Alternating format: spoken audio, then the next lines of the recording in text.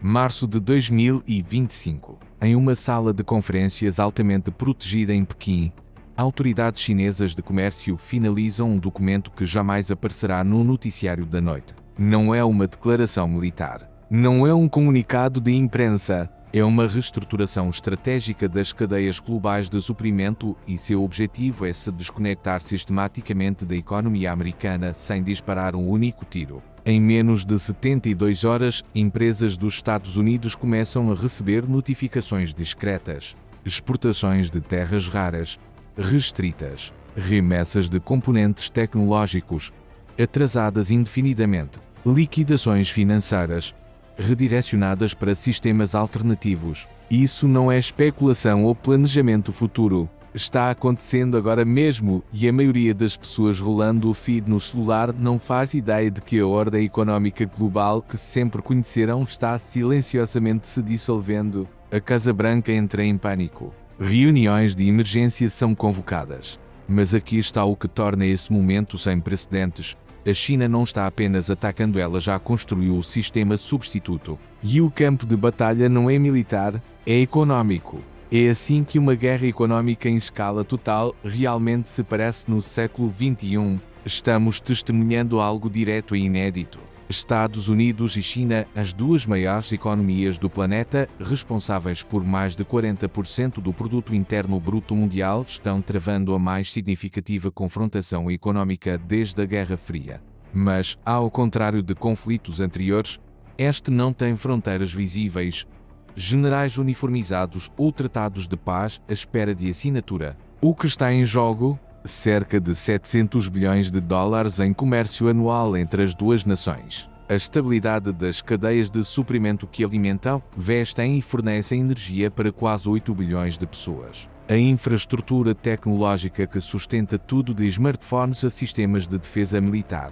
E, no fim das contas, a pergunta central: qual modelo econômico o capitalismo ocidental ou o desenvolvimento estatal dirigido pela China vai moldar o próximo século? A China passou 2 décadas construindo o que estrategistas militares chamam de vantagens assimétricas. São posições estratégicas em que você não precisa igualar a força do oponente, só precisa controlar algo de que ele não pode abrir mão. O primeiro exemplo é o domínio sobre as terras raras. Apesar do nome, esses elementos não são realmente raros na natureza. O que é raro é a infraestrutura de refino.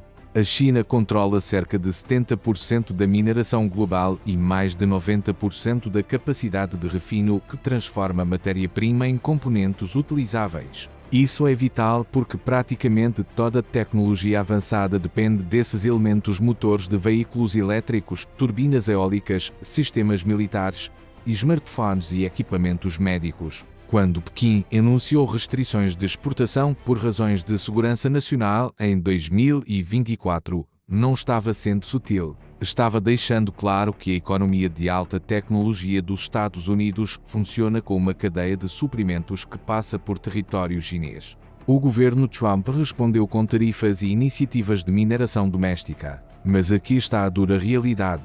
Construir capacidade de refino de terras raras leva de 7 a 10 anos e exige bilhões em investimento. Enquanto isso, a China já impôs restrições. A resposta americana só será efetiva no início da década de 2030. Em termos estratégicos, isso é uma eternidade. Mas o controle de recursos é apenas o primeiro movimento. O segundo é a arma financeira. A desdolarização por meio do yuan digital e de sistemas alternativos de pagamento.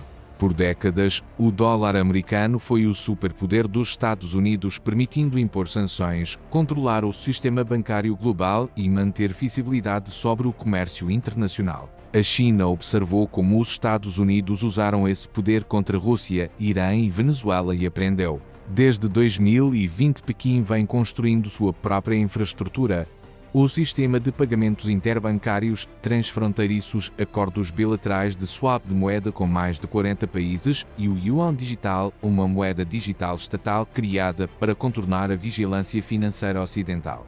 Em 2025, grandes corporações chinesas começaram a liquidar transações internacionais em yuan por meio de bancos chineses. Tudo dentro da legalidade, tudo voluntário, mas isso reduz, passo a passo, a influência do dólar.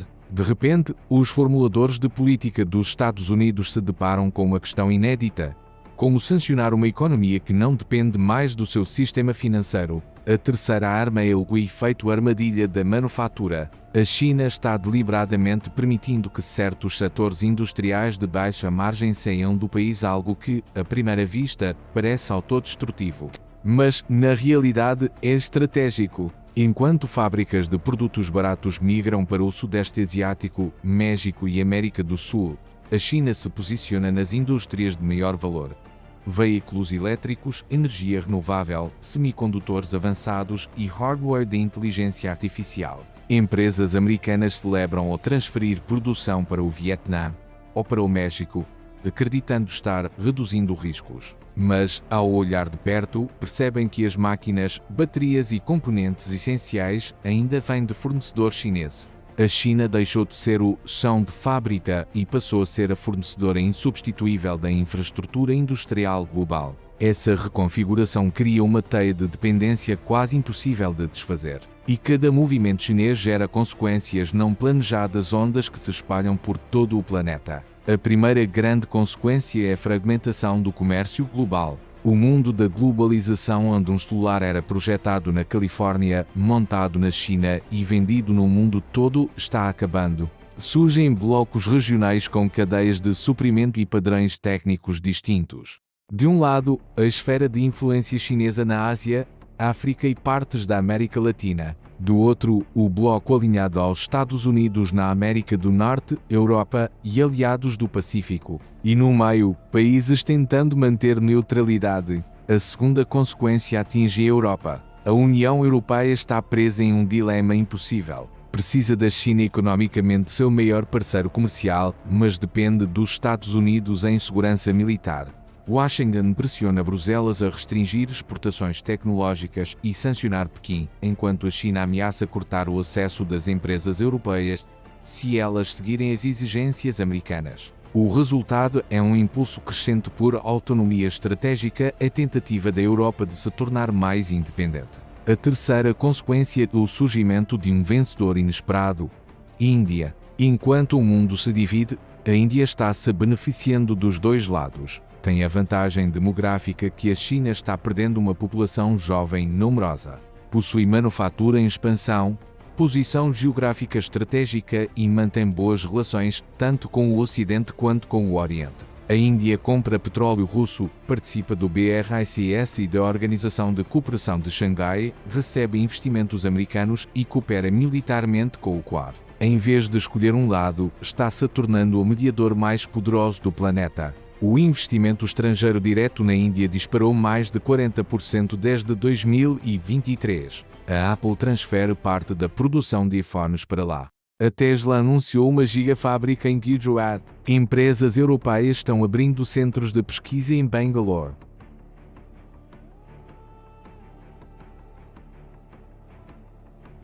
A China cria sua própria indústria de semicondutores e infraestrutura digital para reduzir vulnerabilidades, enquanto os Estados Unidos e seus aliados fazem o mesmo, restringindo o acesso chinês a chips e nuvem.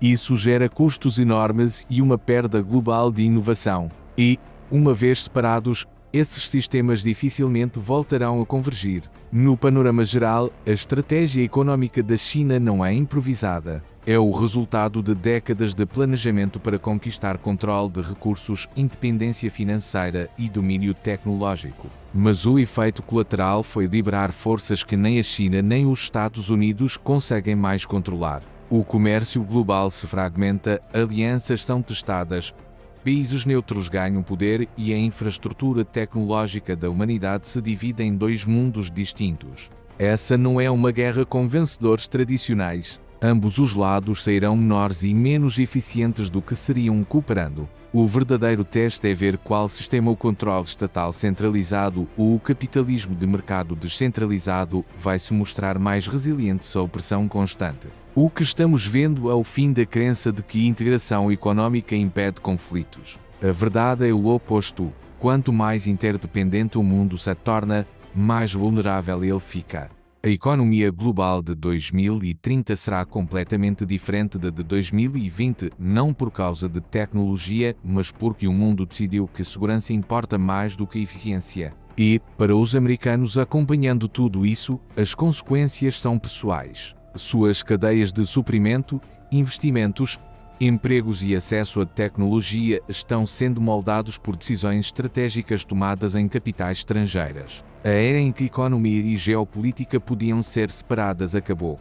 Se esse panorama ajudou você a entender o que realmente está acontecendo por trás das manchetes, curta o vídeo e se inscreva para mais análises profundas sobre as forças que estão redesenhando o mundo. Agora me diga, qual país você acha que está na posição mais perigosa e qual está mais bem posicionado do que parece? Deixe sua opinião nos comentários. Vamos falar de estratégia.